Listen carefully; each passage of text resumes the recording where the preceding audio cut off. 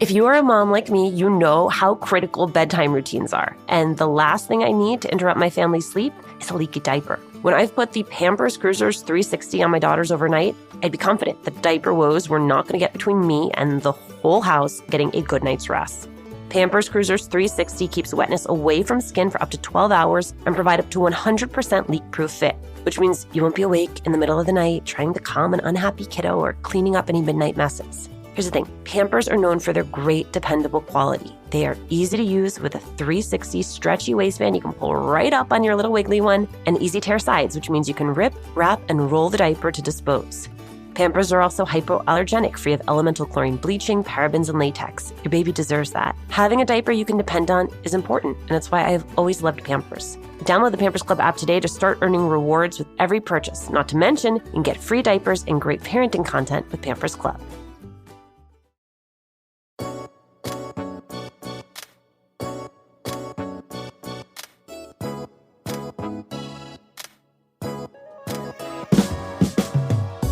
Stephanie Ramos has the biggest go-forward energy I have ever encountered.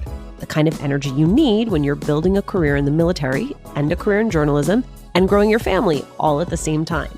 How? Well, above all else, Stephanie is one of those people who decides what she wants and goes for it, even when it is complicated and even when she's afraid. That bravery has earned her her role as an ABC News national correspondent, where you can sometimes catch her anchoring with fatigues on the bottom and a blazer on top, making her own way and inspiring others to do the same.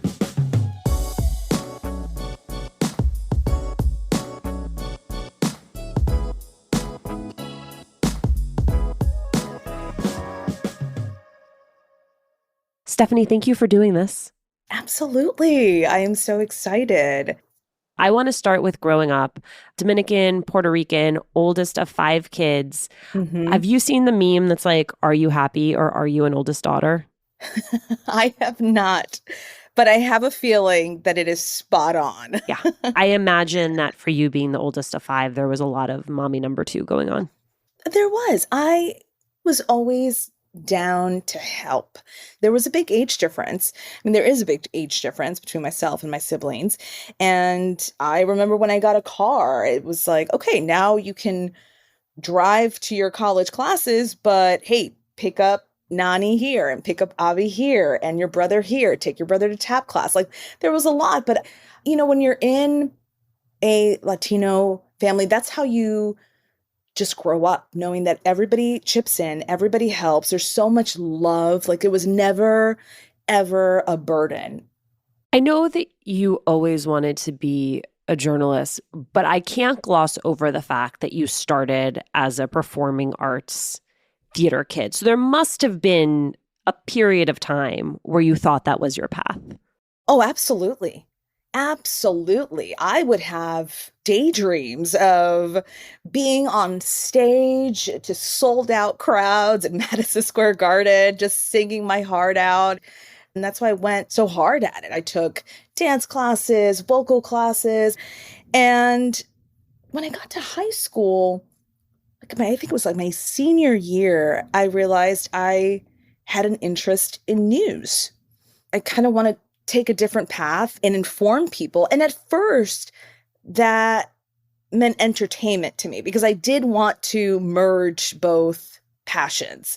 Back then, if you remember, it wasn't as easy to cross over from entertainment to news. So I figured, okay, I have to choose one.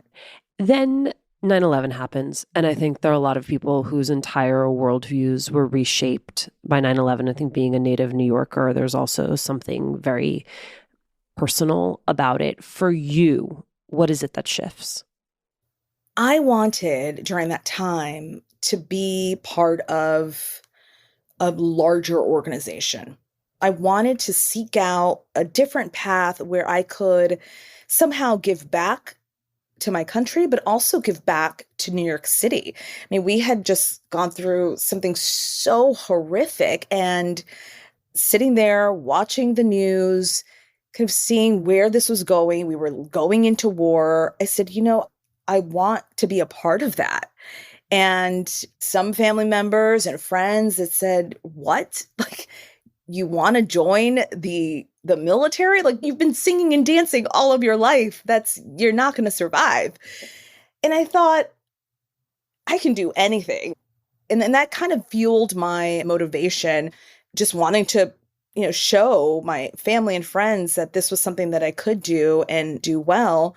I was actually a few weeks shy of going into the Marine Corps and ran into some Army recruiters, and they laid out this plan that really worked for me and what I wanted to do. I wanted to be a journalist. I wanted to be in the military. And they said, we have a plan where you can actually do both simultaneously. I could be in the reserve as an officer right away, also go to grad school for media studies, and then graduate with a master's and be a commissioned officer. That was the way to go for me. So if you are a mom like me, you know how critical bedtime routines are. And the last thing I need to interrupt my family's sleep is a leaky diaper. When I've put the Pampers Cruisers 360 on my daughters overnight, I'd be confident that diaper woes were not going to get between me and the whole house getting a good night's rest. Pampers Cruisers 360 keeps wetness away from skin for up to 12 hours and provide up to 100% leak-proof fit, which means you won't be awake in the middle of the night trying to calm an unhappy kiddo or cleaning up any midnight messes. Here's the thing. Pampers are known for their great, dependable quality. They are easy to use with a 360 stretchy waistband you can pull right up on your little wiggly one, and easy tear sides, which means you can rip, wrap, and roll the diaper to dispose. Pampers are also hypoallergenic, free of elemental chlorine bleaching, parabens, and latex. Your baby deserves that. Having a diaper you can depend on is important, and it's why I have always loved Pampers. Download the Pampers Club app today to start earning rewards with every purchase. Not to mention, you can get free diapers and great parenting content with Pampers Club. What if I told you the country's largest anti-hunger program is working against the children it's supposed to serve? Leftover, a new original podcast from LWC Studios, is a deep dive investigation into America's National School Lunch Program. I'm Jessica Terrell, an award-winning journalist, and over the last 2 years, I've been investigating what's broken in the school lunch system. Leftover uncovers how corporations and politicians are milking the American school lunch. Subscribe, follow, and listen to the entire Leftover series wherever you get your favorite podcasts. Can you tell me about a time when either it felt like the two careers were on a collision course, or where you had to really execute them side by side? yes. From South Carolina, I went to Topeka, Kansas. That was my first on-air job at a CBS affiliate there, and found a reserve unit nearby. So I was coasting. It's like, okay, I'm doing what I love. I was reporting, I was anchoring, I was producing, I was doing it all at the TV station while fulfilling my duty of 1 week in a month, 2 weeks out of the year with this reserves unit. After about a year, just being on this high at the station where I was getting promoted and everything was going so well, then I got the call to deploy to Baghdad.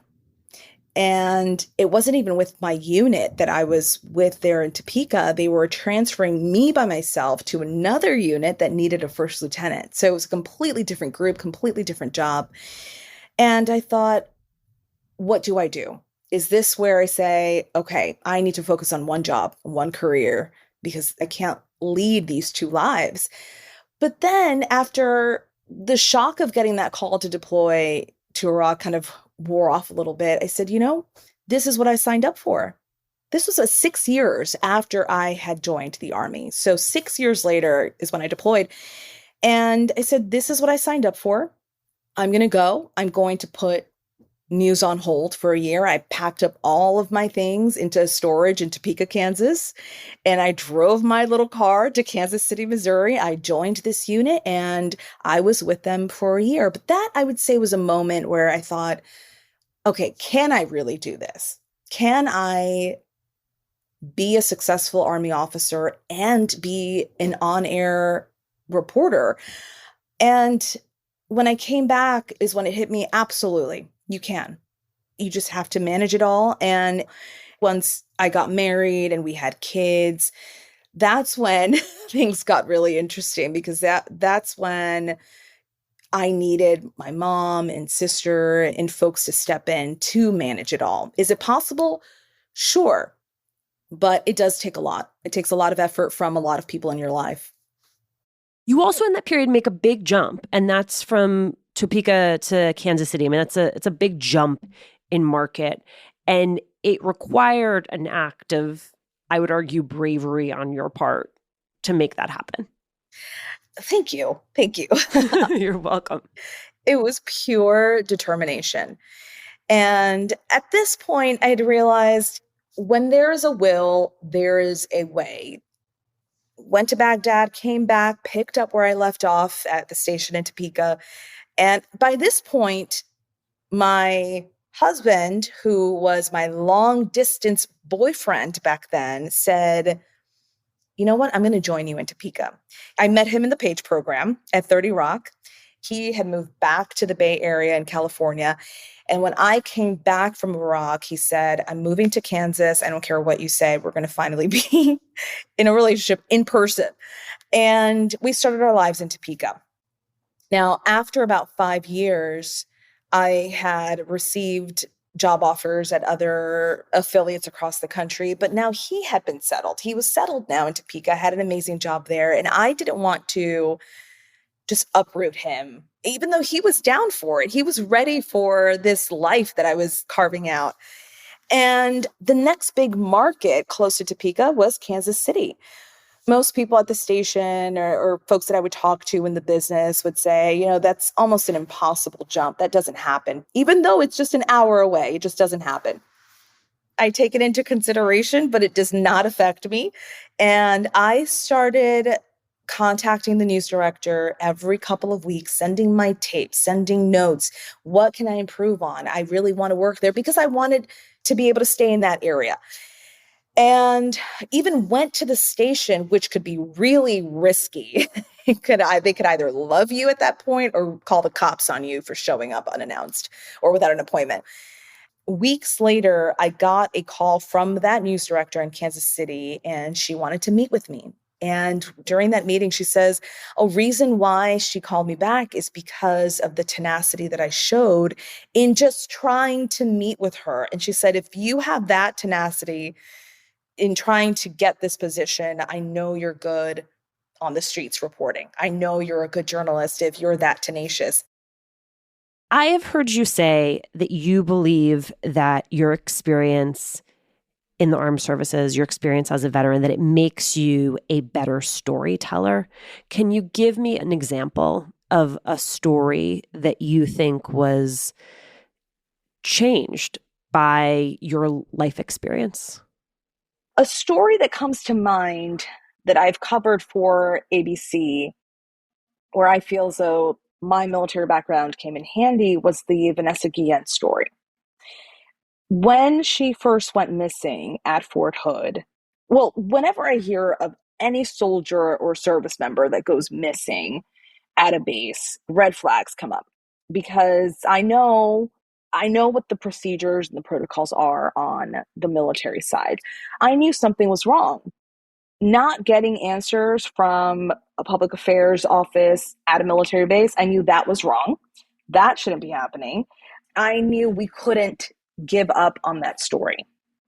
Tell me about getting the call from ABC and what it required of you to level up for national. It was early 2015. I think it was around January 2015. I had been interviewing for a couple of months with folks at ABC. And there's always that little voice, right? There's that voice that we try to silence that tells you that you can't do this. This isn't going to work. I have always tried to silence that voice. Like, no, we can do this. And it's worked, but it's always there. And it was definitely there in early 2015. I didn't think it was possible, but I was making all the moves as if it could work out, if that makes sense. Come January 2015, I am about 7 months pregnant. And I had these conversations, and my agent at the time said, you know, before you reach that 35-week mark and you can't travel anymore, get to New York so you can meet with these people in person. And I said, okay. I get the news around February 2015 that I've been offered the multi-platform reporter job, and it's a dream. But then I was faced with another offer to go to where my family is in Miami, Florida. Now, in all of this, in all of my travels, they've now moved from New York City to Miami. And it makes me a little emotional to even think about it because it was such a difficult decision. We are a close family, so close. And I was torn. It's like, okay, here's a dream that I've had, that my mom had for me. I mean, I'm the way I am because of that lady. Like, I'm giving it my all year after year because of what she instilled in me. This drive to just do well and be the best. And because of that, now I'm faced with these two decisions. And I chose ABC because I said, we don't know when this opportunity will come up again. We don't know if this will happen. This is timing. It's all in this business is all about timing. I can't say, okay, I'll go to Miami for a couple of years and then I'll come back to ABC. It doesn't work that way. And they were all very understanding. My mom was the number one supporter, as she's always been, and my husband was super supportive. And she said, okay, mija, halo, vamos a ver cómo te va. Aquí estoy para darte apoyo. I will support you in whatever your decision is. It was a very busy spring of 2015. I had to have a baby first before doing anything. Had Giovanni in March. I also had my annual training coming up for the Army. So I scheduled it so that I could knock out the 2-week annual training before starting at ABC. So we moved. My sister flew from Miami to South Carolina so that she could watch him while I was training. 2 weeks go by, and I, for some reason, thought that the orientation was in DC because I was going to be based in DC, but no. On our way to the airport in South Carolina, now she's going to go on her way back to Miami. Thank God for her for dropping what she's doing to stay at a hotel with my baby because I'm breastfeeding. Like, I have to be near him. He's tiny. I get the call that the orientation is in New York City. She could hear it in my voice, and she just like rubbed my shoulder. She was in the back with the baby. And I hung up and I'm like, I can't do this. I can't do this. I start breaking down. She's like, you can. You've come so far. You can't do this. It was such a pressure-filled moment. Like, yes, I was knocking things out, but it wasn't easy. Like, there was so much on my mind. There always is. And it's just about managing it. But she was amazing. She said, I will take the baby to Miami. You go from here to New York to this orientation. We've come this far. It's worked out. We're making it work. We will do what we can. And that's what we did. All of that to say, it hasn't just been me by myself. Like, I've needed that support in order to make things happen because I do have that drive to push forward, but there are a lot of moving pieces and you need a village.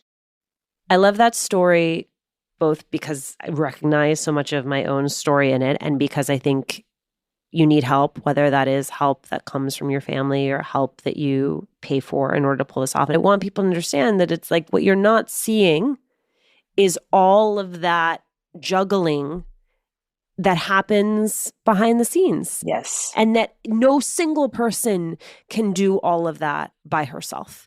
And I will tell you, for me, the jump to MSNBC, the jump to being a mom of two was really where I finally learned that I had to ask for help. Yes, absolutely. And that I needed to build support systems around myself in a more robust way than just calling my mom and hoping that she could throw a Hail Mary. Absolutely. I learned that in DC. We need help. I can't just rely on my sister who's leading her own life and growing up, or my mom, same thing. I had to find someone that could step in, even for just 2 years or so, until the boys were a little older and in school full time. Just a little bit of help for this unpredictable schedule. It gets better. It gets better. I have one final question for you before I let you go, Stephanie. When in all of this do you audition to be a Nick City dancer? That's a great final question. So I went to the Nick City Dancers camp one summer and learned all the moves. And I must have been practicing so hard that so many years later, my siblings, my brother specifically, he still knows one of the dances. He knows the choreography. The reason I bring it up, because I think listen, I so appreciate your hard work, your willingness to live a life that is different than what people are accustomed to. Like, all of that is very interesting to me. But I also just like that you just like go for it. Like, you got big, just like go for it energy. Right. I know. It's in me. It's infused in me. And this is what I'm trying to show our kids too. Like, just go for it. There's a part of you that feels like you can do it, then go for it 100%. Whether you're scared, we are all scared. I have been scared every step of the way, but it could be a beautiful thing if you just go for it and believe, and also have that support system. Stephanie, I love you so much. Thank you for doing this. Thanks for having me.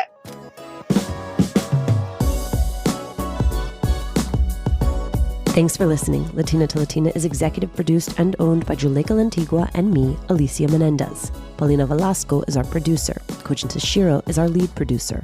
Trent Lightburn mixed this episode.